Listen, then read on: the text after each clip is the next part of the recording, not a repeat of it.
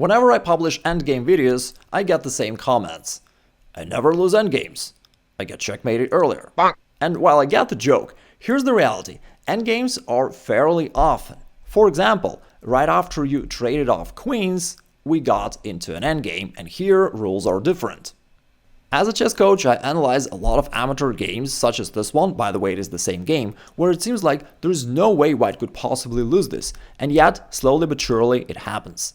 And in this video, I want to share with you 7 practical tips that will help you avoid these mistakes and will put you ahead of the crowd.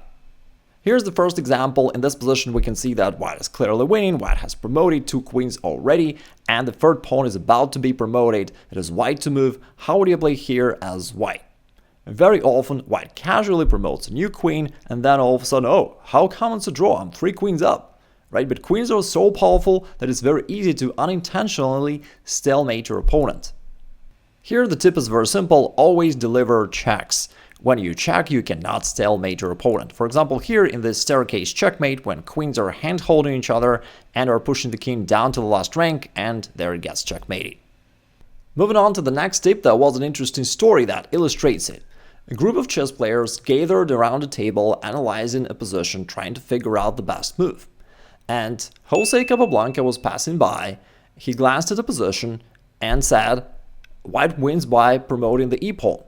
And everyone was shocked, like, can he calculate 20 moves ahead? How does he do that? But of course, it's not that he calculates like Stockfish. It is just that he knew the main endgame plan, and it is to promote your passed pawn. Capablanca simply noticed that white is up a pawn, and there's this pawn without opposing pawn of black. Therefore, it means that white should try to create a passed pawn along the e-file and promote it, and that should be white's winning plan. And in the actual game, white pushed the g-pawn forward, getting ready to play f5 in the future to support this passer. Black retreated the knight, white brought the king closer. White cannot push this pawn forward right away. That will drop this pawn on e5. Therefore, white needs some support from other pieces, from his bishop and king. Therefore, white brings the king closer, activates the bishop, activates the king, and after a couple moves, finally breaks this position with pawn to f5. Alright, now after this exchange, what does white want to do next? Well, white would love to push the pawn forward and create a passed pawn. But he can't do that because currently, black controls this square twice, with his pawn and knight. Therefore, white kicks out the knight goes away, and now e6, Capablanca was right, finally white creates that passed pawn, the king goes away. Alright, what does white want here? Ideally, white wants to keep pushing the pawn. The king stands in the way. Alright, so maybe white would prefer to play bishop c5 check to kick this king out.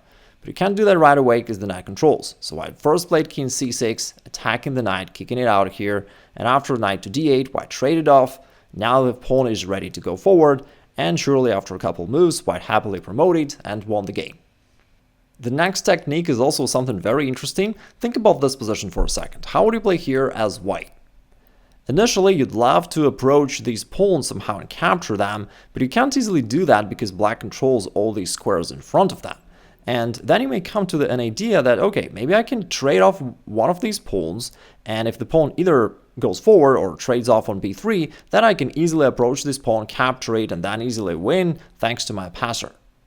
Oh no, white plays b3, hoping for an easy win, and then, do you see what black plays here? It's pawn d3, known as a breakthrough. Since passed pawns win games, it's worth it to sacrifice a pawn or sometimes even 2 of them to just get a passed pawn. And here, there is just no way for white to stop it. If white captures here, black captures the other way, and then black promotes and wins.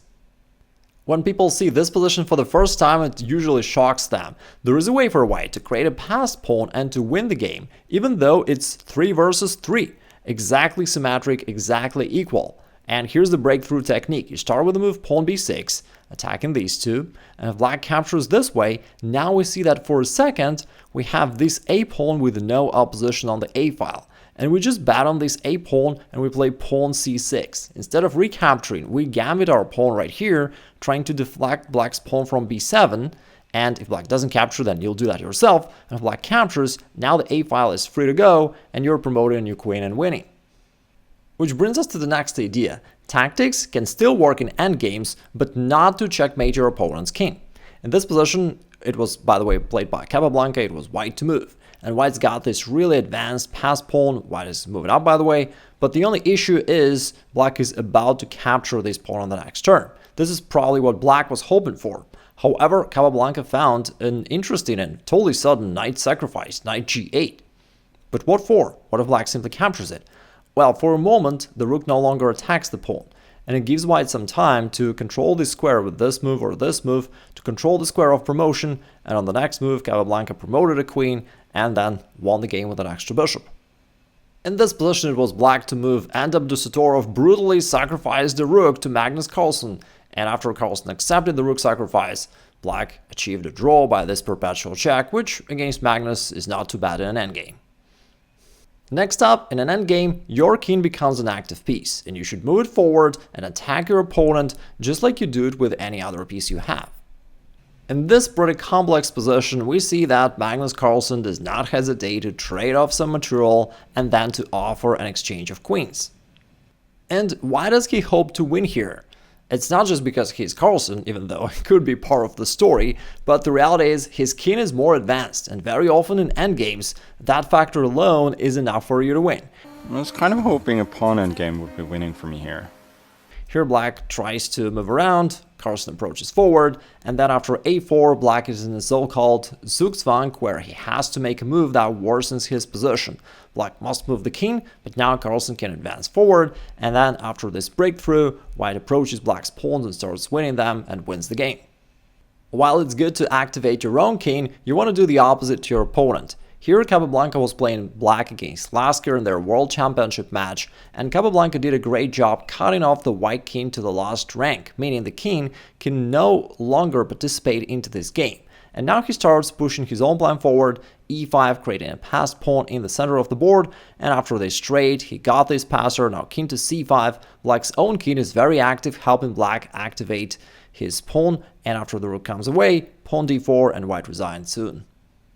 An additional benefit of putting your rook to the second rank, besides cutting off your opponent's king, is that you simultaneously target a lot of your opponent's pawns, which is very uncomfortable. In this position, white tried to fight back and at least to kick off this knight from f4, and I told you before that in endgames you rarely can checkmate your opponent. But it was Paul Morphy, and he found the opportunity to make it his way and to checkmate white. Another unique thing about endgames is that opposite-colored bishops tend to be very drawish. In this position, white has 3 extra pawns that are going this way, by the way, and despite having 3 extra passed pawns, white cannot make any progress. Black imposed a strong blockade, he's going to simply go back and forth, and white cannot kick out either a queen or a bishop because his dark square bishop just cannot attack those squares, and it is a draw. By the way, while preparing this video, I thought about one thing. Isn't it unfair that there are opposite-colored bishops, but there are no opposite-colored knights? But I think I found the solution. There is a so-called Lasker trap in an opening where black gives up a bishop and then does something very interesting. Black sort of replaces the white knight by the black knight. And I'm wondering, can this be called an opposite-colored knight tactic? Alright, just kidding here, of course. And if you want to improve your middle game skills, such as positional understanding, strategy planning, head over to this free masterclass where I break it down in details. And if you want to know my favorite aggressive opening for white, check it out right here.